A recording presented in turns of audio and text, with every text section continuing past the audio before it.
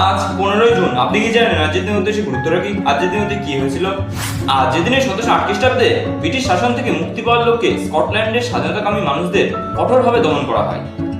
আজকের দিনে 1848 খ্রিস্টাব্দে জার্মানির চ্যান্সেলর বিসমার্ক বার্লিন শহরকে জার্মানির রাজধানী হিসেবে ঘোষণা করে।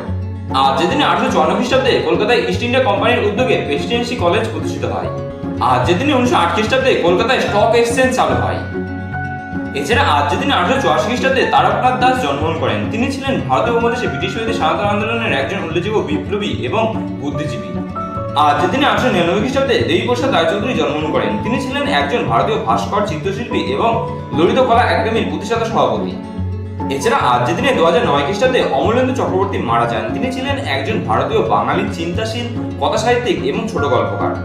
এছাড়া আজকের দিনটি বিশ্ব বায়ু দিবস হিসেবে পালন করা হয়। 2007 সাল থেকে এই দিবসটি পালন হয়ে আসছে।